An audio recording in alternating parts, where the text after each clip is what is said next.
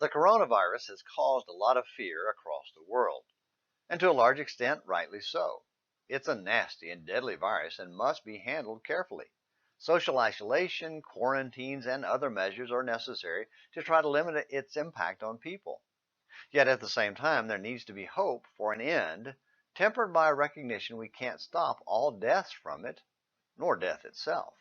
So healthy respect should not turn into abject terror and panic.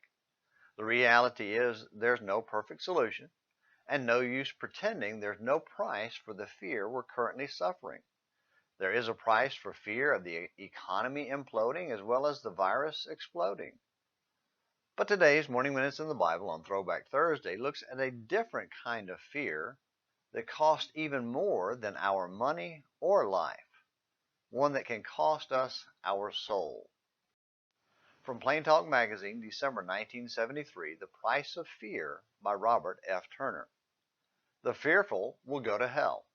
In Revelation 21:8, they are classed with the unbelieving, the abominable, murderers, whoremongers, sorcerers, idolaters, and all liars, an unsavory company. Have you stopped to think why this is so?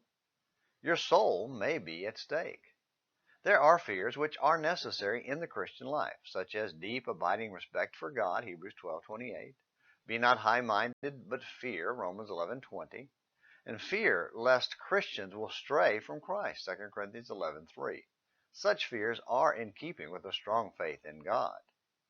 But there are fears that spring from doubt, Matthew 14, verses 25 through 32, which manifest themselves in many ways.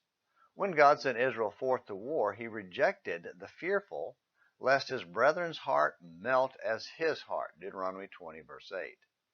God wants people who put trust in him, not in physical strength or numbers, Judges 7, verse 3.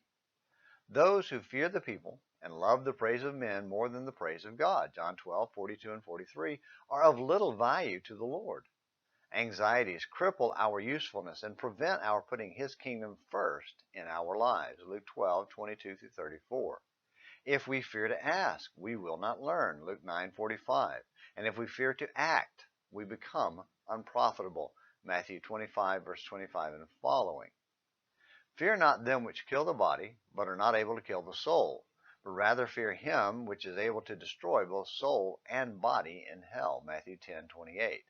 This is part of Christ's instructions to the 12 sent to proclaim truth in a hostile world. In later years, Jesus spoke to Paul in a vision.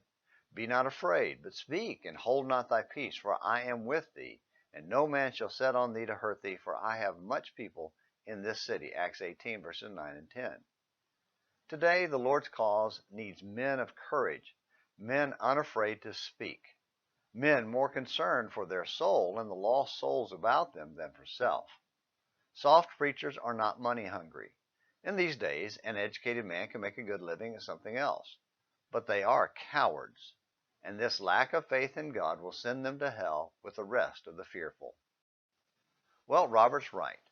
We should be afraid of the fear that consigns our souls to hell. Don't be afraid to stand up for truth, even if it costs your life. Man cannot destroy your soul, only God can do that. So save your fear for the one who counts, God. And that means don't be afraid to come back tomorrow for more Morning Minutes in the Bible. Until then, this is James McClenny hoping you have a great day.